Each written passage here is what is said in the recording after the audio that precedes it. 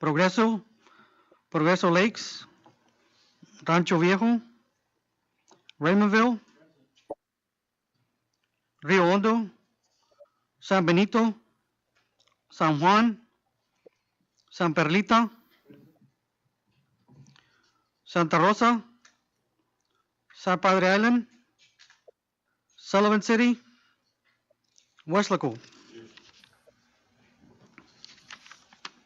Moving on to the educational institutions, Donna ISD, Harlingen CISD, McAllen ISD, Mercedes ISD, Monte Alto ISD, PSJA ISD, Rio Hondo ISD, San Benito CISD, South Texas College, Texas State Technical College, Valley View ISD, Weslaco ISD.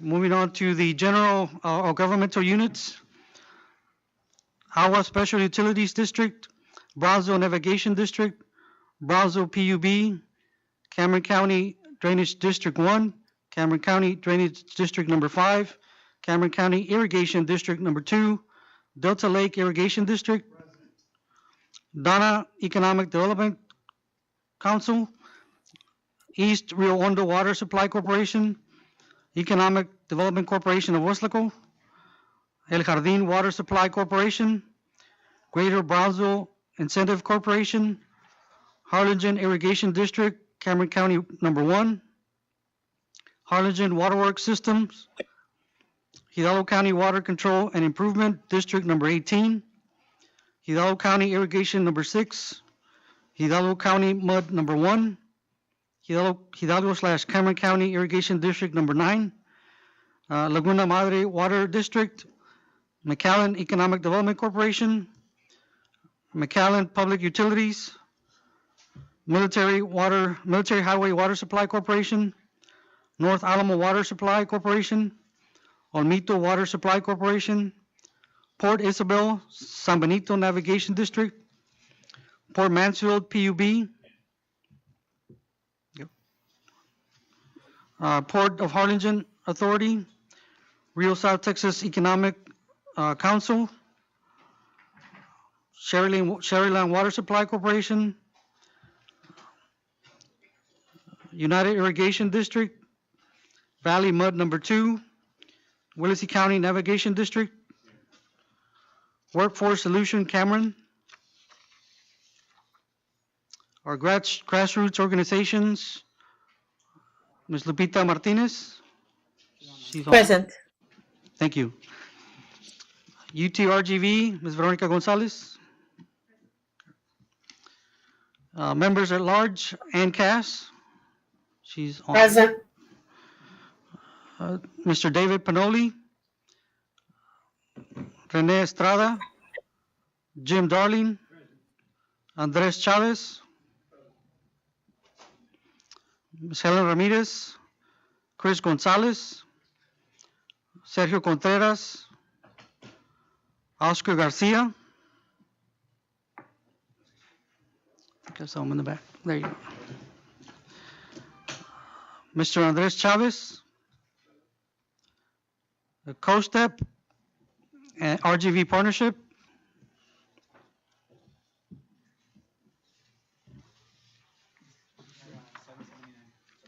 We have 779. We meet quorum. We can proceed, and we'll be conducting the annual elections meeting and transitioning into the board of directors right after that. All right, sounds good. At this time, I'll ask everyone to please rise as Manny leads us in our invocation. Let us pray. Heavenly Father, we begin this meeting by giving you thanks for the opportunity to gather here today. Merciful God, you remind us in your words that you are always with us and will never leave us. You are the place that we can find refuge, comfort, and peace. Open our ears so we can hear your voice and our hearts to receive your word. Guide us during our discussions here today as we conduct business that will affect the citizens of the Rio Grande Valley.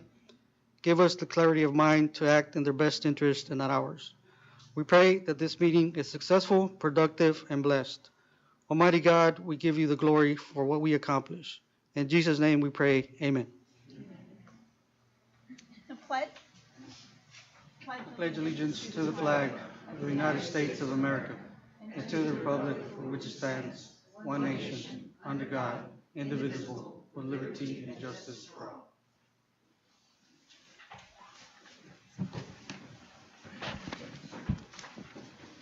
All right, moving on to item number 2, consideration approval of the January 29, 2025 meeting minutes.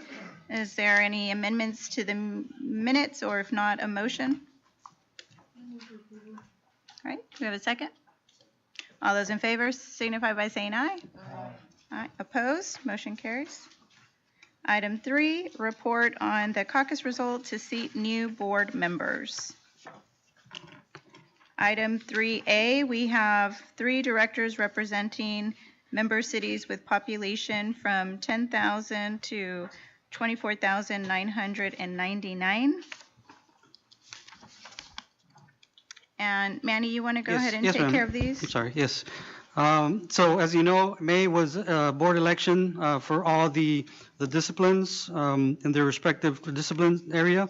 And so after polling all the members within their respective categories, for example, the special governmental units, medium cities, educational institutions, and small cities, the caucusing took place on Tuesday, May the 13th, Wednesday, May the 14th, and Friday, May the 16th.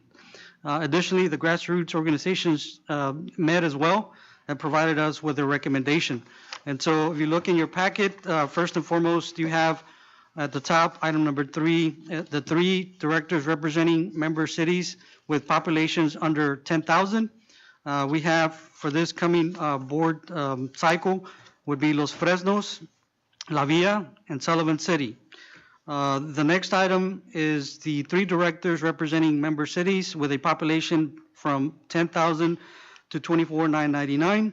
And those cities, medium cities, would be city of Mercedes, Donna, and Raymondville. The next item is the 2 directors representing educational institutions, and that is South Texas College and Texas State Technical College. The next item is the 2 directors representing special government units, and that would be Delta Lake Irrigation District and Willacy County Navigation District. And the last one on the list is the grassroots organizations. They caucused within themselves and then provided us with the recommendation of Ms. Lupita Sanchez Martinez that will represent the grassroots organizations. This is, again, just a status report on what occurred and transpired during those dates. As you know, everybody that is part of that is invited. We do it virtually. And the folks that sit on the board in these respective groups represent, obviously, their respective groups as small cities, medium cities, education institutions, special governments, and grassroots, but overall represent the entire region. And so this is just an update for the board to review. Any questions? No? All right, moving on. Yes, the next item is act on recommendations on nominating committee. And so this item is the election of 5 members at large to serve on general membership for the 2025-2026 term. And so you'll have in your packet the attachment that lists those 5 individuals. And just for historical purposes, there's actually 10 members at large, but 5 are selected when we meet with the general membership. And so I think we met on Tuesday, May 7th, and so they selected those 5. The other 5 come before this board. So the nomination committee met on Wednesday, May 7th, 2025 via GoToMeeting and in person, and nominated individuals to be considered as members at large to the LRGVDC general membership. The nominating members are as follows: Ms. Ann Cass, Mr. David Panoli, Mayor Pro Tem Rene Estrada, Mr. Jim Darling, and Mr. Andres Chavez. And this is an action item. All those in favor say aye. Aye. Opposed? Motion carries. The next item, under item 4, This is B, letter B, act on recommendation from nominating committee. That same day, May 7th, the nominating committee met and are recommending, the nominating committee recommends the following slate of officers for the 2025-2026 term. President, Mayor Nori Gonzalez Garza. First Vice President, Judge Aurelio Guerra. Second Vice President, Mayor John Cowan. Secretary, Mayor Ramiro Garza. And Treasurer, Mayor Norma Sepulveda. This is an action item. All those in favor say aye.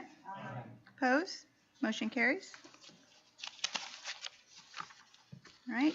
And on this meeting, is there any new or unfinished business? All right. Then we will adjourn the annual election meeting, and we will move on with our meeting, our regular meeting. And I'm assuming we don't need to do the roll call again, or do you No, need to ma'am, do that? it's, we have quorum, and we can go down to the approval of the minutes for item 2. Okay, so the record reflect that we do have quorum, and moving on to item 2, consideration action to approve the April 30, 2025 meeting minutes. Is there a motion to approve as presented? Move. All right, we got a motion by Mayor Darling and a second by Ms. Cass. Is that right? Lupita. Okay, Lupita. or Lupita, okay. All those in favor say aye. Opposed? Motion carries. And item 3 is public comment. Do we have anyone signed up to speak? Yes, ma'am, I did provide you with All a, right. We do have one individual here to speak, Mr. Jorge Cruz Saenz.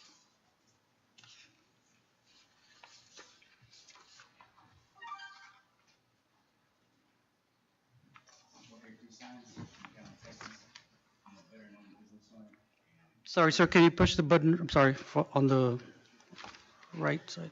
Jorge Cruz Saenz, better-known business owner from McAllen, Texas. I wanted to bring some recommendations and some topics for consideration, perhaps investigation, so that goals and processes are improved upon, because I'm seeing a lot of professions across different industries are receiving inadequate counsel. So I'm trying to hopefully initiate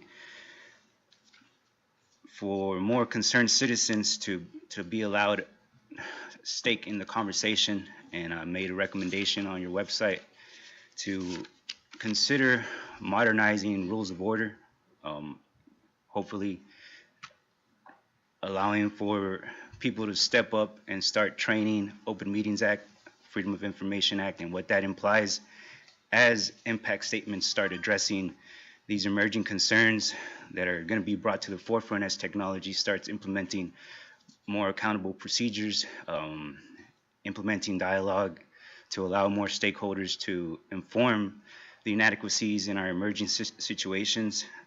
I've seen a lot of negligent practices across different industries. There's new markets being presented, so we need to reevaluate best practices. And I wanted to question how many in this Council of Governments are familiar with the Take It Down Act and what that implication is going to be introducing as new businesses start addressing American Disability Act or Architectural Barriers Act or any future developments that are going to be introduced in the administrative process, as well as executing the legislative and regulatory cooperatives that need to understand the implications when court cases are remanded due to supplemental information that wasn't addressed prior to their approval. What does that signify as far as our systems that are currently overseeing our businesses that are supposed to be implementing Environmental Protection Act or soliciting third vendors that may or may not have the best interest of the public? So I wanted to read something on what the court remanded on April 21st, 2023, order on remand and amending Section 7, certificate that approved liquefied natural gas terminal and pipeline project. The court found that FERC, Federal Energy Regulatory Commission, so this is not just one person, this is a compilation of other entities that are supposed to be representing our federal standards. which is passed down to state and local municipalities or local statutes, jurisdictions of capacities. So I wanted to understand, if we understand as a community how that failure to issue a supplemental environmental impact statement illustrates what's consistent or inconsistent with our National Environmental Policy Act to discuss impacts on communities with environmental justice concerns. So like I said, this isn't just EPA. This is also how administrative policies are organized to create an impact statement that is actually holding people accountable, creating a redress or an alternative dispute resolution so that we can implement appropriate government solicitations.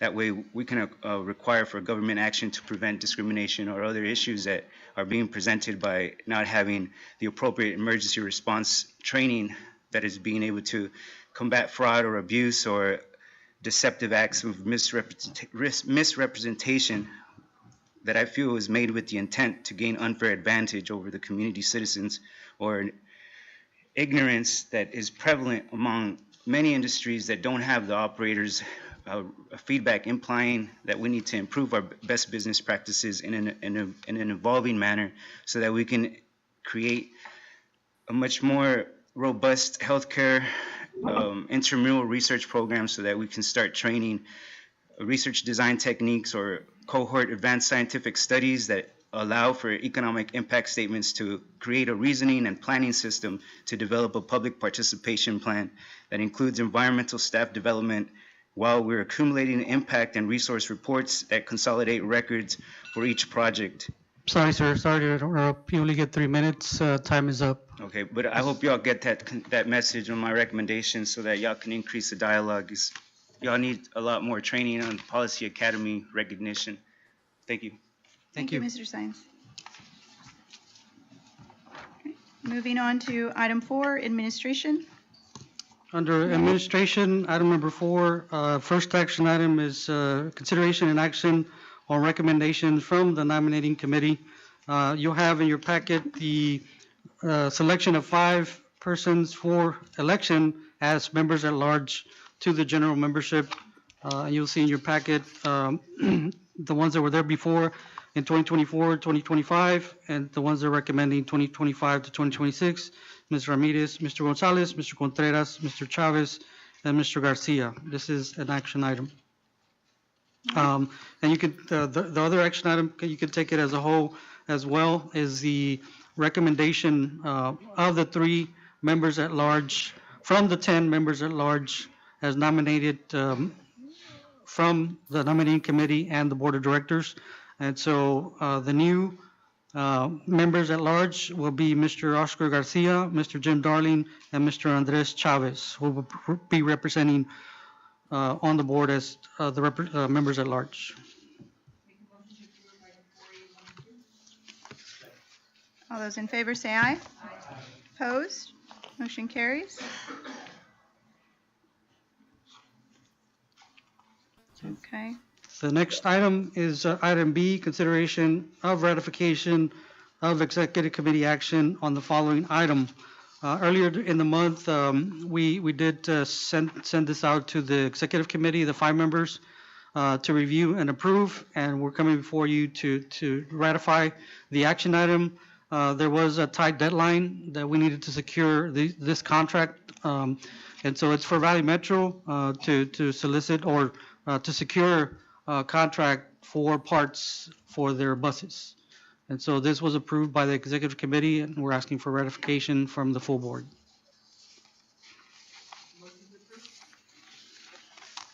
All those in favor say aye. Aye. Opposed? Motion carries. And I do want to just take a brief pause right here. And given that we have just taken elections, nominations, and they've been approved, I just want to address the membership just very briefly, and thank you for allowing me to serve as president. I know my term has been a little longer than the usual because of stepping into another unexpired term, but it has been a pleasure serving as a president. I'm still going to be here since y'all are allowing me to be the treasurer still. But it's been great working with Manny, the staff, and just know that everybody's doing such a phenomenal job, and I couldn't be prouder of this organization and that its impact region-wide. And it is such a pleasure to pass the, the gavel to Mayor Nori, who I know is just going to do a phenomenal job. And so I think at this time we can formalize that. Yes. Well, before we actually bring on Mayor Gonzalez, we do have a parting gift for you as president. Just if you allow me to read just a recognition, a letter that we put together. And so the Honorable Norma Sepulveda, on behalf of the LRGVDC Board of Directors and staff, thank you for your year and a half. And I say that again, year and a half. I know it wasn't painful. We're good, right? It was all good. We weren't troublemakers. And the reason she took on half of that year is, as you know, Mayor Suarez unfortunately did not win his election the year before, and so that's when we met, and Mayor Sepulveda stepped up to the plate as the next in line to ascend to the president position. So the LRGVDC is grateful for your time in leadership and service to the Rio Grande Valley. Thank you for your outstanding leadership, grace, seriousness, and contribution towards continuing our goals in making our organization, this committee, and our region stand out above the rest. In honor of your active, faithful participation and for your loyal dedication and unwavering commitment as a member and officer, I present you with this small token of our appreciation. On behalf of the LRGVDC staff and the LRGVDC Board of Directors, I want to express my sincere gratitude for your service and for guiding us in the right direction. Job well done, Mayor. Thank you so much.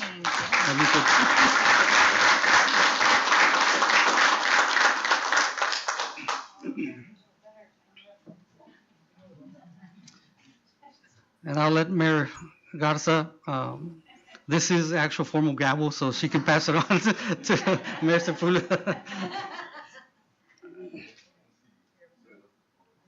All right.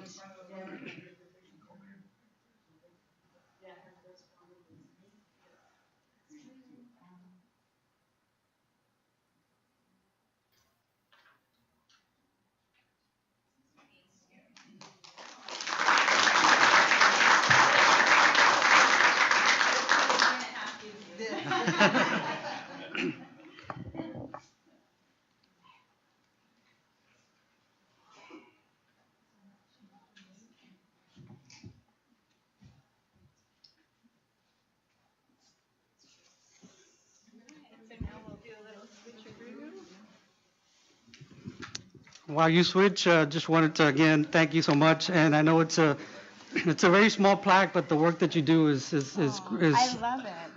Region-wide, and so unfortunately we couldn't afford an all-expense paid trip to wherever, but this is again a small token for us for you to. Rumors get started. I want to just really extend my appreciation to Manny and to your team because you've made it very easy and seamless to be in this position. And of course, Mayor Boswell's not here, but I do want to just thank him because when I wasn't here, he recommended for me to be on this body and had Harlingen's best interests and recommended before I even got here, and so I was welcomed onto the board because of him. So I appreciate that, and I think that it's incumbent upon us as leaders of the Rio Grande Valley to recognize when our predecessors, do something to really support and move forward our communities.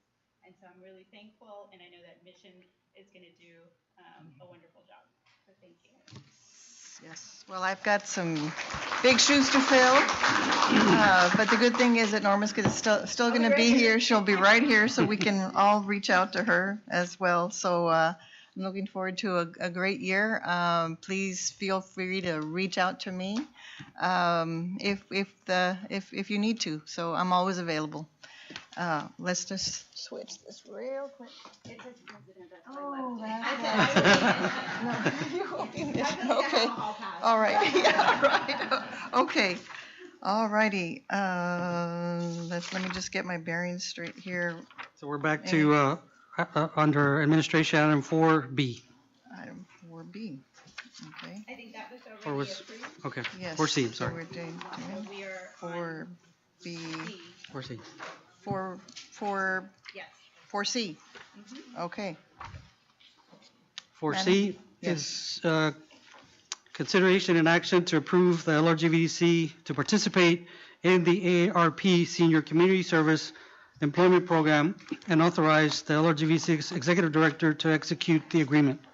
We were approached by AARP, and so this is, if you knew about it or if not, this is just an agreement that allows us to engage with their workforce. Obviously, it's individuals over 50, and so they do have quite a bit of interested volunteers.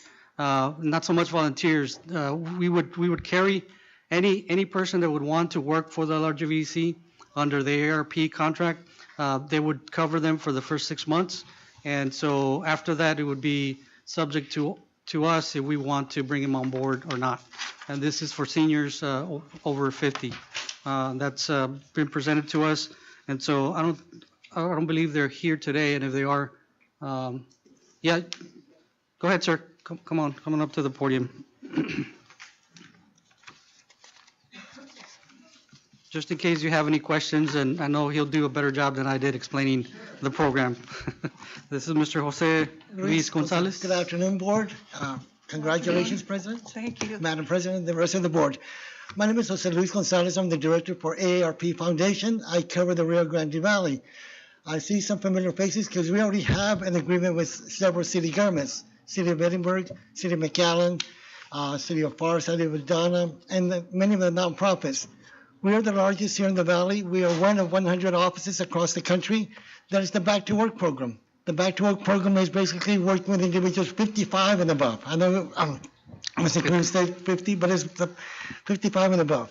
And this is a way of helping in collaboration with city governments, nonprofits, where we have people from skilled, non-skilled, that are still looking for work. And while they're looking for work, as we all know, looking for work takes time, effort, and money. So through this program, we are paying individuals 55 and above for them to continue looking for work, but in collaboration with city governments and nonprofits, we're able to place these individuals there where it enhances their job skills. And then the opportunity for employment. I know Mr. Cruz said that 6 months, but it can be every 6 months we reassign them, because we don't want them to get comfortable, because why? Then they stop looking for a real job. No agency is obligated to hire any individuals. It is a win-win where you help us and we provide the added help at no cost. They fall under our workers' comp. We're in the process of doing one with the University of Texas Rio Grande, the social work department. So again, it's a win-win for our senior population. I say we're not that, because I know that I qualify by far. But again, it's a way to help our seniors that, again, are still actively looking for work.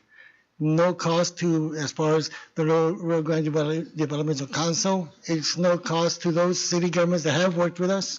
Again, we're asking if you have any questions. They do it's 18 to 25 hours per week. And again, depending, it could be 18 or so forth. But again, if you have any questions, I'm here.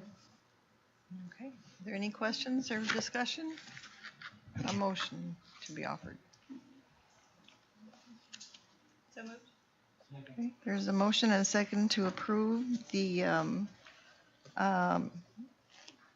LRGVDC to participate with the AARP Senior Community Service Employment Program. All in favor say aye. All opposed say no. Motion carries unanimously. Next item. Next item, item D, is consideration and action to review, discuss, and approve to accept the request from Mr. Jim Darling, General Manager, President of the Rio Grande Regional Water Authority, to transfer the Rio Grande Water Authority upon meeting compliance standards to the LRGVDC as its physical agent to execute any applicable management agreement. And so I believe I can turn this over to Mr. Jim Darling. He can explain it better than I have. I know this particular entity was at one point here at the LRGVDC, and I did provide what I could find online history of the program. Yeah, it's made up of a majority of agricultural people in, You want to turn on your mic?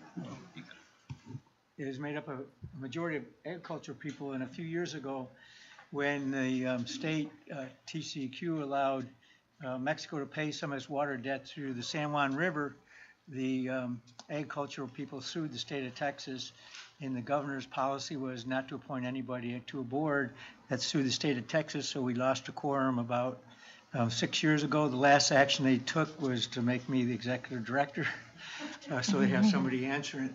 It does two functions which are very important. The first one is it pays for the El Rio drain. It's collected from Willacy, Cameron, and Hidalgo County. Each year, it's an IBWC function, but it saves agriculture from all the pollution coming from Mexico, farmland.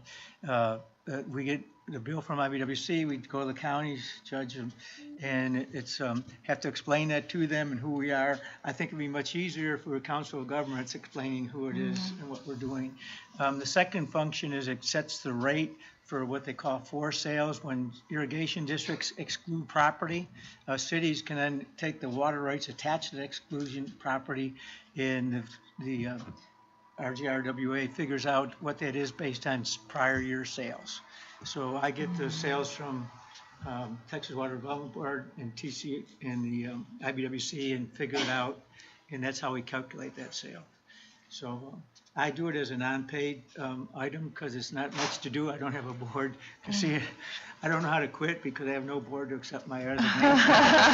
So please help me. No. And, I work with the staff on some other stuff, and it's a great staff to work with some of the other things I'm doing. So I'd appreciate it if they take that over. We do have money in the bank to pay for the administrative fee for that. If you authorize us, Manny, we can come up and negotiate that. I think we'd go back to paying what we were with some inflation.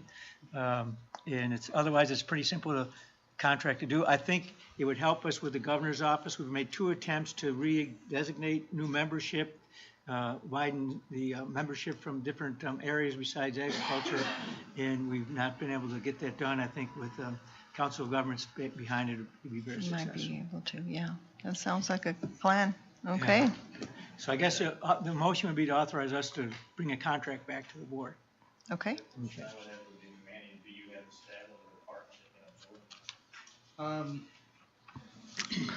We might through ARP. No, not at this point. Well, Melissa and her staff, Community Economic Development, but the first and foremost, it'll come through me, and then we can coordinate with the department on staff. So you're willing as an agency to take it on? I'm willing to take it on as long as we follow the normal protocol, and since there's no official board that would take formal action, we would have to make sure that everything is in compliance. Like I said earlier, this program was at one point at the LRGVDC, but for whatever reason in 2010, it transferred to the RGV partnership. And so at that time, obviously it was before my time, so all the documentation was transferred, minutes, even the budget was transferred to the partnership. So we don't know its status. I know it hasn't been active, and so I think we'll just take over where it left off. Yeah, and COG does the Region M Water Planning Group, so I work with staff a lot on that, so pretty similar parallel things. Yeah. Okay. There's a motion and a second. And I'm going to just say as presented, because that was a lot of information. So all in favor say aye. All opposed say no. Motion carries unanimously. Next item is the Executive Director's Report. Yes, ma'am. Really quick, the Executive Director's Report, we did put some updated bills for you to review. The first page is just my status report on bills that may or may not affect positively or negatively the Council of Governments within each of the departments. And so I won't go through all the bills, but we did attach additional information, a couple of pages, and I'll transfer it over to Javi to explain more in a little bit more detail, but he pretty much researched the bills that are related to annexation, and debt that may affect the jurisdictions, the local governments. And so, as you know, the legislature has been very slow. Right now, they're trying to revive some or most of the bills through amendments, and to try to get them passed. But Javi, can you provide them an update real quick? Yes, sure, of course. So you're going to see a lot of information with a lot of different or various bills. I tried to look at anything, Command Control F, and to anything about the ability for a municipality or local government to acquire debt as well as annexation. There is a color code. The light green are bills that have either left their House committee or Senate committee, but they haven't been sent to the governor for signature yet. In total, there's almost 70-something bills in this packet that I sent with you all, but the most important thing to note is that only one of those bills has been sent to the governor for signature, and it has a very specific purpose, and it's the dissolution of a hospital district in Cedar Creek. So it has nothing to do with us here in the Rio Grande Valley. Now, some of the other bills, they might, within the last couple of days of the legislative session, be pushed forward and be sent to the governor for signature. But I know that there was a concern and a comment that was brought to us at the LRGVDC about some of these bills. And so you'll see there's a link also. This packet that was sent out was updated as of last Thursday, so there might be a change to it. So we did provide the link for everyone so that they can check if they want to a little bit more in depth. We have the link, the date that it was filed, and you can also find the committee that it's in as well. So it's a lot of information. I don't think I'm going to spend all the time going through each one, but I think the most important thing to note is just out of all of those, just that one bill is being currently sent for the governor. So impacting the accumulation of debt and annexation. So far, I think we're good, but things can change. Thank you. Thank you. So that's for that. And then also I do have just some new staff that came on board. Can't continue without presenting the new staff. So we did have in Valley Metro, Mr. Oscar Rosales, Fidencio Alvarado, and Juan Ruiz of Valley Metro, drivers 1 and 2. And Community Economic Development, Ms. Crystal Valdez, CSR, Customer Service Representative. And so under Public Safety, Eileen Rodriguez, she transferred from applied and successfully secured the position under the Police Academy as Administrative Assistant. And we did have Ms. Gloria Castro, Customer Service Representative, which also applied and secured the position, went from AAA to our receptionist. So those are the staff that came on board this past month. I'll be happy to answer any questions on any of the reports that were provided.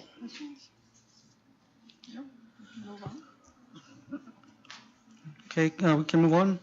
The next item is department reports. Item number 5, letter A, Community and Economic Development, Ms. Melissa Gonzalez Rosas. Good afternoon, everyone. I have no action items today, so mine is just going to be some reporting. Couple of things on the report. You notice that under the economic development section, we do have our EDAC meeting scheduled as June 10th, but we had to move that to June 17th. So there is a correction on our report that the EDAC meeting was moved to June 17th, and it's not on June 10th. We currently still have 2 vacancies on our EDAC for 2 special EDOs. I've reached out to our members. They're helping me try to identify some EDOs that can join our EDAC. So if you have an EDO in your community that you'd like for them to apply, please let us know. We'll reach out to them and get them an application and hopefully get these positions filled as soon as possible. With our Solid Waste Advisory Committee, we also have 1 available seat for a private citizen. So we will be taking nominations for that one, and then hopefully get those nominations to our SWAC meeting in September for their approval, so we can bring it to the board for y'all's approval for September. Region N, they're currently updating the plan. If you've not looked at the Region N plan and want some input, they are still taking comments till July 22nd, 2025. So please look at it. Mayor Darling swears that nobody looks at it. So It is 900 pages. it is, but if you look at the snippets, maybe. But we are taking comments till July 22nd if anybody's interested. And then the final thing I have to say is our road to recycling, we are still collecting numbers, and I'm going to tell y'all why. When we finished our event, we got a call from Cameron County Irrigation District that they had done their hurricane cleanup and graciously asked, hey, can you help us dispose of these tires?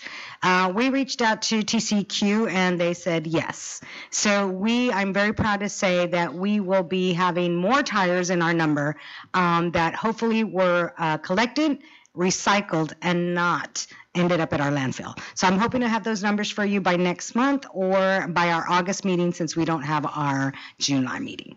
So that's all I have for now. If you have any questions on my report or anything for me, please let me know. Thank you so Thank you. much. Thank you.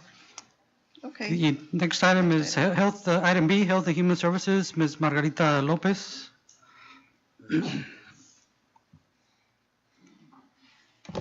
I know everybody's scared. Here she comes again, another 30 minutes. I promise we'll keep it short. Thank you for your time once again and your unconditional support. It's been amazing, all the phone calls and all the letters of support. We currently have over 500 letters of support sitting in my office, ready to be distributed to each district representative. You all have a packet so that you can follow me. For the sake of time, I'll jump in to my action item. I have one action item today. Consideration and action to approve the letter of support on behalf of the LRGVDC Board of Directors for congressional offices addressing the proposed fiscal year 2026 federal budget impacts to Older American Act programs. This action item stems from a request made by the LRGVDC Board of Directors during the last month's board meeting. The board requested a formal letter of support to be sent to congressional offices to advocate against the proposed fiscal year 2026 federal budget cuts impacting Older American Acts programs, Medicaid, HCBS, and Adult Protective Services. In the packet that you have, that's an updated packet. It has some of the information I provided last month and then some updated data that was requested from the board members. You have a copy of the draft, or you have a draft of the letter that we are requesting consideration and action for approval. I have a question. Yes. The House side has already come out. How the funding come out on the House side? It's over the Senate now, but on the House, approved the budget for 2026. So I know that there were some changes made to Medicaid, but as far as everything else, we're still pending. We don't have final information on it yet. Mm-hmm. Yeah. Yes. Yes. And just please know that Margarita got together, her and I, and the same, we're providing the same cadence, the same message as our national associations are, so that we don't stand alone or question because of our tactics or our information. And so just rest assured that the information that's on the letter, it's in accordance with the national associations such as USA Aging, and also our NATO affiliates as well. And so we're singing the same cadence so that everybody knows that how tremendous and important this is if it impacts our senior citizens. Okay. Any other questions or discussion? Is there a motion? So moved. Second. It's a motion and a second to approve the letter of support on behalf of LRGVDC. All in favor say aye. Aye. All opposed say no. Motion carries unanimously. Thank you. And just for clarification, there's a draft, is a general draft. However, you will be presented with 4 different letters, each addressed personally to each district representative. Okay? Okay, now moving on to the updates on other pending information. In the packet, you will see the executive report that I have presented last month. In that report, you will find all the information regarding people served by counties and then by counties and cities. So all of the information of everyone who has been served for the past 5 years is reflected on those tables. That information is for your review and for you to feel free to utilize that when you are continuing to advocate and other platforms for our seniors here in the Valley. Also, you have some testimonials of the Ombudsman program. Of course, names are kept confidential, but just for you to have a review on what that looks like here in the Valley. And besides that, you have some examples of those letters of support that we have received, and also from some of our participants from the Wilmette community. And that's all across the area that we serve, the 3-county area. Okay? Now, regarding, I have a couple of updates. Ms. Gonzalez, we did reach out to Victor, and we are just waiting. They're in the process of scheduling a virtual meeting with the Washington team. We're just waiting on that meeting so that we can go ahead and brief them. Okay? On the report, you will also find the letters of support from the community, some pictures, and those testimonials for your review. And the other subject matter was the carryover money. For 2024, we did receive $3,567,004 for 2024 carryover. And for this year, the total that we were awarded for 2025 is $10,619,257. Last month, I shared that there was a 20% hold. So we did receive the full amount for 2025. We received the full funding of $10,619,000 and some change. However, although we do have the full amount, we have not received written authorization for us to spend that 20%. So the 20% that's currently on hold is $1,239,379. Again, as I mentioned last month, we're not worried about the time. As soon as we get authorization to spend, we do have, and I'm going to say approximately because our numbers change every day, but we do have 540 individuals waiting for us to approve the services. And then we have another approximately 200, 220 on a wait list to go through the intake process. So we do have the population and we do have the projects in place to utilize these funds and help the community, as late as they may give us the authorization. What happens if we do not get the authorization? Then technically speaking, this money will become carryover money for 2026. And then we're hoping that we're still functioning as the Area Agency on Aging on 2026. So that concludes my report. If you have any questions for me, I'll be happy to answer. I just have a comment. I noticed in the package you have some testimonials, and a couple of them deal with dementia. So one of the bills that did pass and that has already gone to the governor is SB 5, which is the creation of the what they call DPRIT. It's just like they did with cancer, the Cancer Prevention Research Institute of Texas. They're doing the same thing with dementia now. And so all of us will have an opportunity in November to vote on that because it's going to be at $3 billion over 10 years that's distributed for dementia care, dementia research primarily to figure out. And I did want to also let everybody know that UTRGV has an Institute of Neuroscience in Harlingen that provides research and clinical care for people that are suffering with dementia and Alzheimer's. So if you need to send anybody there or you need to make any referrals, I wanted to make that information available. Thank you. Thank you. Thank you for that update. And on that same note, we have already begun some interview. U.S. Aging interviewed me as well as Letty Gonzalez from Wilmette, who takes care of our individuals, older adults individuals at Wilmette Charity Foundation.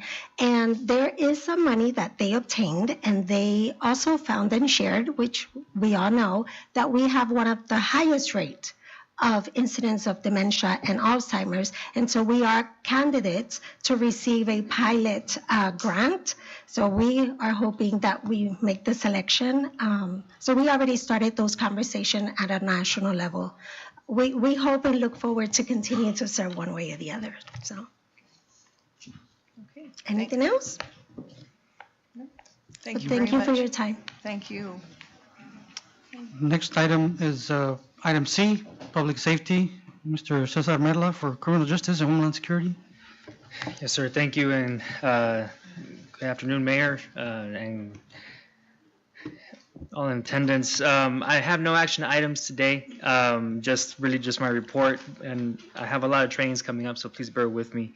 If we can go to the training, there you go. So the first one that's visible is the law enforcement de-escalation training, June 26th. That is a one-day training here, 8 hours of TCOL provided to those that attend for that training. We had it in November, so this is the beginning of the summer series training that we have going on. Next one, please. I continue to advocate for this one. This is a very big one, and all of you are invited to attend this training as well if you would like. It is a 3-day training, August 12th to the 14th, the active shooter response training. And this is one of his first in the Valley. It's been a while since we've had it. So I do encourage your jurisdictions to attend, encourage your police, your fire, your EMS people to attend, and yourselves. And it's free and open to the public and to you all to attend. Just the more the merrier. It's going to be here in Wesco at the NAP Conference Center for those 3 days. Next one, please. I continue to, and recently myself and Mr. Javier Dominguez have been going to a lot of city commissions and pretty soon some county commissions as well, talking about the conference. Our LISTO RGV conference is still going strong. We are slated to have this 24th to 26th of September. And right now registration is $100. And my ask and to the board here is help us make this free for next year.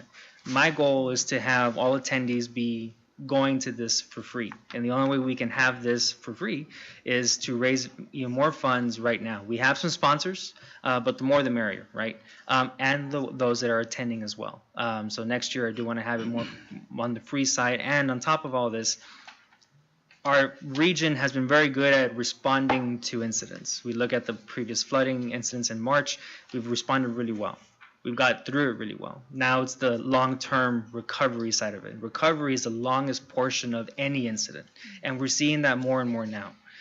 From an active shooter side to flooding side to even a communication side. This conference is geared towards that. It is geared towards recovering from that incident. So your fire, your EMS, your law enforcement, your mental health, your legal is all part of that recovery process. Next, please. And recently, we have added a couple more trainings. These are happening June 4, 5, and 6. My department, in collaboration with Texas Division of Emergency Management, is hosting some volunteer trainings. These trainings are for anyone that wants to volunteer during a disaster. So you can pass this to your constituents and departments, and they can come and see what it's like to set up a volunteer organization, set up donations, how to manage that, and push that forward. Ms. Leslie Sanchez-Seaton is the training coordinator for that for those couple of days. And last but not least, and this is not on here, is just recently off the press. Disaster recovery centers are open, right? And this is primarily from the March 26th flooding until now. So we have Cameron County at the Harlingen Convention Center. Here in Hidalgo County, it's here in Wesco. In Starr County, for anyone that has anyone in Starr County, that's the Starr County Annex. And then and for Willacy County is in the Sebastian Community Resource Center. For those that were affected by the flooding, whether it be at the personal level, at their homes or their businesses, encourage them, please, to go to those centers. They're open from 7 a.m. to 7 p.m., sometimes even longer. So again, speaking on recovery, that's part of the recovery. Pending your questions, that is all I have. And just a small update as of today, the one for Hidalgo County, we just confirmed with Tom Logan. He'll be making a space available for the SBA, Small Business Administration. That's where they'll be housed at the Valley Metro Transit Center in Wesco. Recovery. Yeah. Any pending questions? Okay, thank you. Thank you. The next item is Police Academy, Mr. Javier Solis. Good afternoon, everyone. Mayor Sepulveda, thank you for your leadership. It's been nice working with you. Thank you for your service. And Mayor Garza, welcome aboard. Thank you. I have two action items for you. Good afternoon, everyone. My first action item is consideration and action to approve an MOU between the Lower Rio Grande Valley Development Council and the County of Hidalgo, Texas, to accept the transfer of 16 Level 4 ballistic vests from the Hidalgo County Constable Precinct 4 office to the Lower Rio Grande Valley Academy. These vests will be utilized for active shooter training. Hidalgo County has deemed them as surplus property and no longer has a need for them. We could sure use them here at the LRGV Academy. Any questions? All right, there's a motion and a second to approve item number 1 under Police Academy Program. All in favor say aye. Aye. All opposed say no. Motion carries unanimously. Thank you very much. Number 2, consideration and action to approve an MOU again between the Lower Rio Grande Valley Development Council and the County of Hidalgo, Texas, to accept the transfer of 2 2016 Dodge Ram police truck vehicles from Hidalgo County Constable Precinct 4 to the Lower Rio Grande Valley Academy. Again, these vehicles have been deemed as surplus property by Hidalgo County. They no longer have a need for them. We could sure use them for our fleet here at the Academy. So we seek your approval. Motion and a second to approve the transfer of 2 2016 Dodge Ram police vehicles. And thank you very much for that. So all in favor say aye.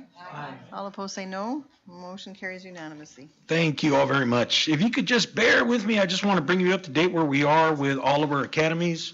Number 1, our Mission 228th Academy finished their emergency vehicle training on May 9th, 2025. They are now heading into their final month of training and are set to commence firearms training. Graduation, Mayor Garza, is set for July 11th for the Mission Police Academy.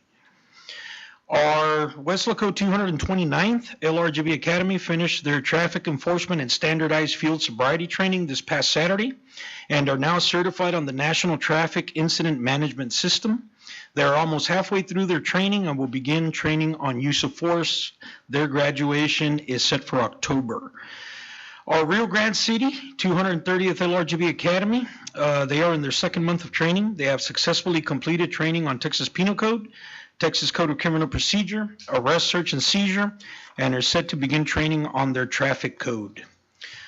We took a step back in the month of May. We took a break from providing in-service training to focus on preparation for upcoming conferences and training that we're going to be the lead law enforcement academy reporting those TCO training hours.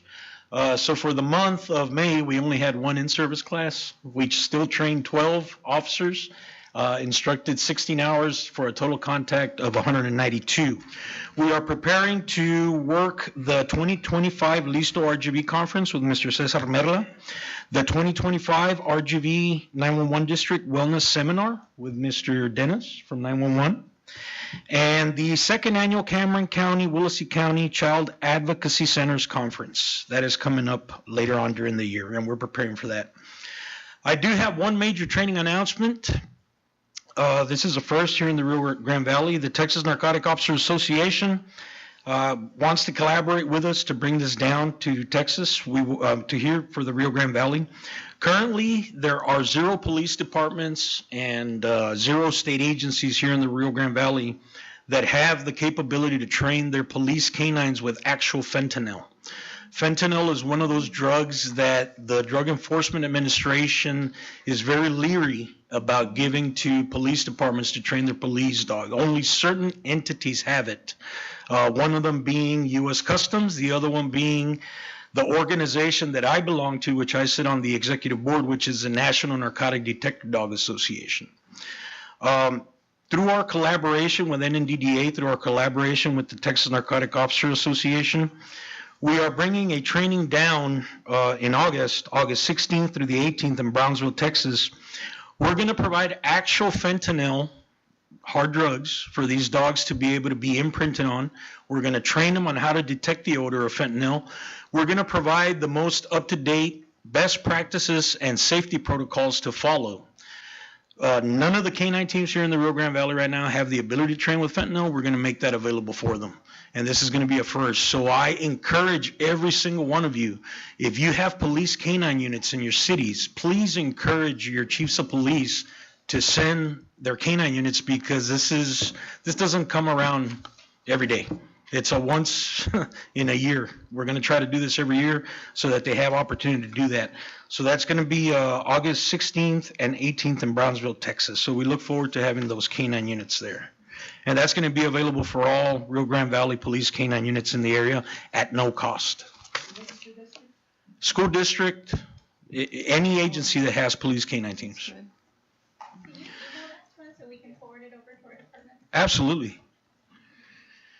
My last announcement, and for this one, I'm pleased going to ask our very own LRGV Academy instructor, Mr. Roland Perez, to join us. Mr. Perez, if you could please come up here.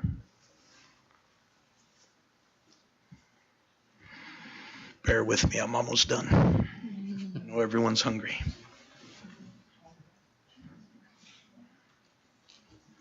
So this is Mr. Roland Perez. He is our LRGV Academy Master Instructor. He is in charge of coordinating our training to our academies, and he helps us with in-service training. I'm just going to read something for you. I'd like to make an announcement. And Mayor Ramiro Garza, I think you're going to enjoy this. This pertains to the city of Edinburg. In 1977, the Edinburg High School Bobcat boys cross-country team qualified for the state finals. They had a deep run in the state championships and managed to bring home the first ever cross-country state championship title to the city of Edinburg, Texas. Their hard work, dedication, and commitment brought great pride to the Rio Grande Valley region, who at the time was not considered a major threat in state competition. They proved everyone wrong when they brought home that state title. They also helped to pave the roadway for future athletes to follow in their footsteps. One of the team members of that 1977 state championship team was our very own instructor, Mr. Orlando Perez. Mr. Perez would go on to graduate from Edinburg High School, and he would later become a police officer, while at the same time joining the United States military and serving in the United States Army. Later on, he would find himself on the battlefield of Iraq, sustaining multiple injuries during multiple firefights and earning 2 Purple Hearts while defending our freedom abroad. His hard work, determination, and the spirit of competition, which he learned at a young age by participating in sports, kept him going.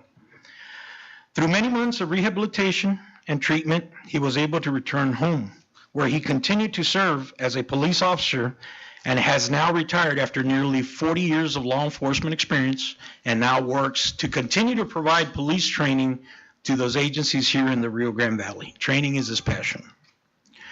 His involvements in sports at a young age would teach him valuable lessons. Working hard, teamwork, but above all, to never quit. It is my honor to announce that on June 28th, our very own Mr. Roland Perez will be inducted into the Rio Grande Valley Sports Hall of Fame as part of that 1977 cross-country team. And we just want to recognize him.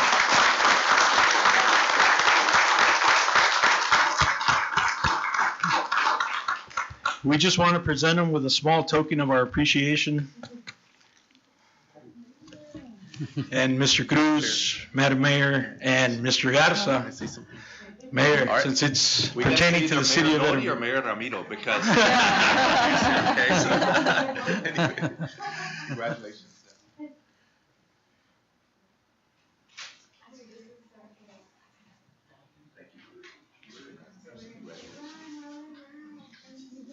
Go ahead, bro. This is your moment, sir.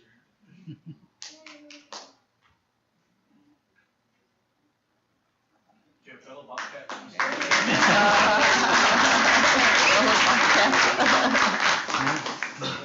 Yeah. He's like, we need to invite my former boss. And 1977 was a good year.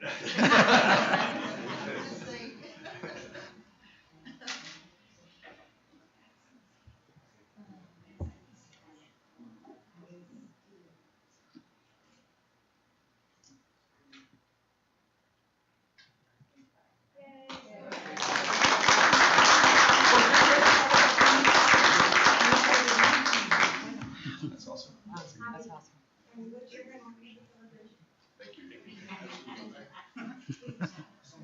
Any questions? Thank you all very much. You all have a wonderful afternoon. Right, the next item, really quick, the RGV 911 district. Good afternoon, Board. I'll be brief, just no action items, just going to be updates. I do want to highlight in our JS division, we have been seeing an uptick in page views and also address submittals. So I kind of want to make your all's cities aware and your counties aware that that portal is available for you. So once you guys have that submitted or approved by your board, go ahead and go into our portal, and we're able to have new subdivisions approved, and all your planning department has been working with our team to have that updated. So we've been updating our address points for our 911 mapping quicker. So that's a portal that's available to you all. Of course, we're available by phone, but also for those folks that are outside the city limits, we're providing free plates, that's address plates that's going to be available to them. So if you're outside the city limits, they contact us, we'll have that portal available for everybody. We'll look to see if we ever have this plate available for them, and this is going to be free of charge to them. So those are both in Hidalgo and Willacy County. Also, our updates is an IT report is provided along with our economic development, our community engagement division as well. If you have any questions for me, I'm available to answer them. Thank you. That's a great idea. Thank you so much for that. Absolutely, especially Yes. those dark areas. Yes. This reflects perfectly outside the city limits, so this saves lives, so I appreciate that. Yes, absolutely. Thank you.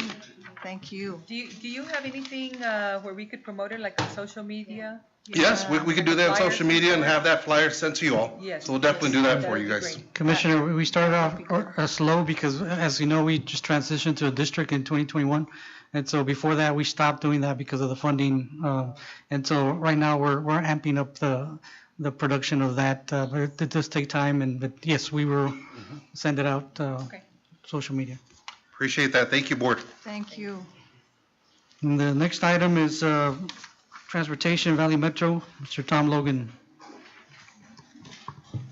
Good afternoon, Mayor. We do have one action item, consideration and action to approve revised LRGVDC Regional Transit Service Department's Equal Employment Opportunity EEO policy. Revisions have been made in accordance with the executive order to align with the current federal definition and requirements. Staff recommends approval. All right. Any questions or motion? Second. There's a motion and a second to approve the revised equal opportunity policies. All in favor say aye. Aye. All opposed say no. Motion carries unanimously. Thank you. Thank you. Our report is in your package. If there's any questions.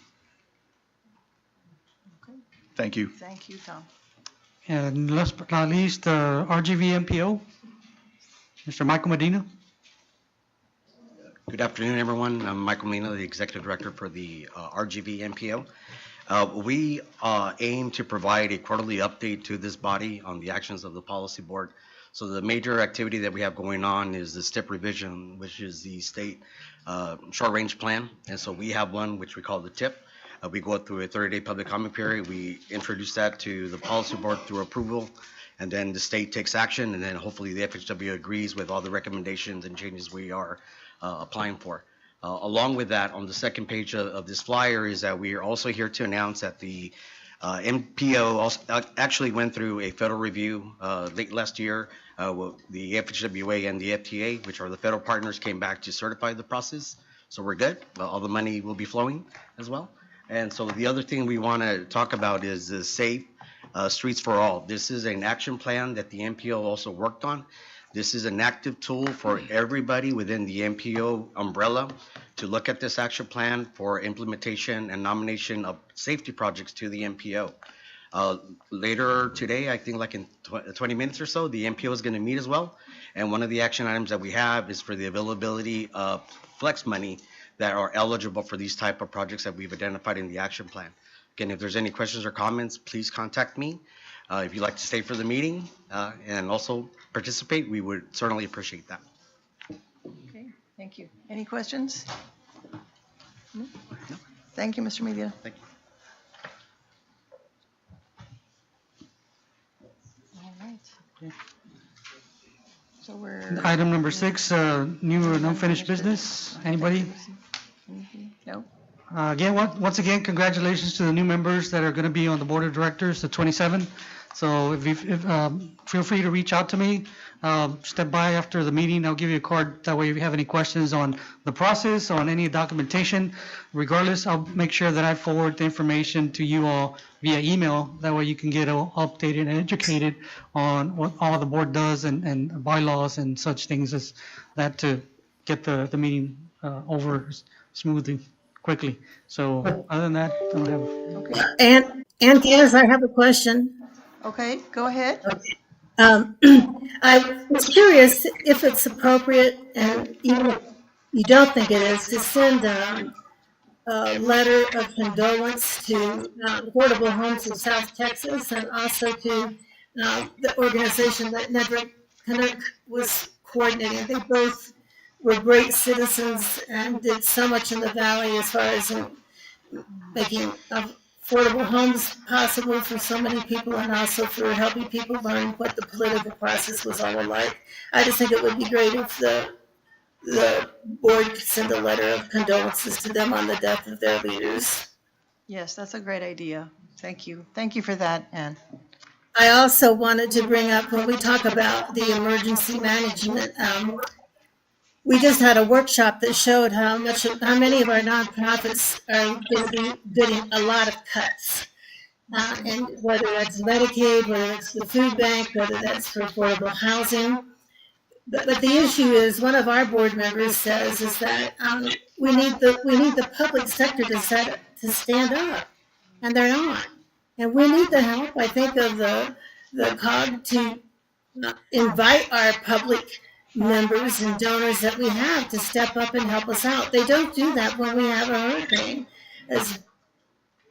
But he's going to stand up and say, well, here I can give a donation for you, which is one reason why we still have files open from 2008 when Hurricane, whatever it was, hit here. But please do what you can to encourage the private sector to step up and give money to those of us who are looking to lose our whole organization and the work for the people. Thank you. Okay, thank you very much. And I do want to add just real quick, Madam President, everybody's State of the City for Harlingen is tomorrow. I know some of you have already confirmed. If you have not confirmed and you'd like to attend, please let me know. We'd love to have you. It'll be tomorrow in the evening. Doors open at 5 and it'll start probably about 6:30. So you can travel to Harlingen. There will be no issues. Weather's looking good. Hope to see you there. Thank you. At the convention center. Yeah. And it's going to be a lot of fun. And since it's in the evening, there will be some adult beverages. That's always good, right? Makes me sound better. Right, okay. Well, our next meeting is Wednesday, June 25th at noon. And if there isn't any other business, this meeting is adjourned. Thank you.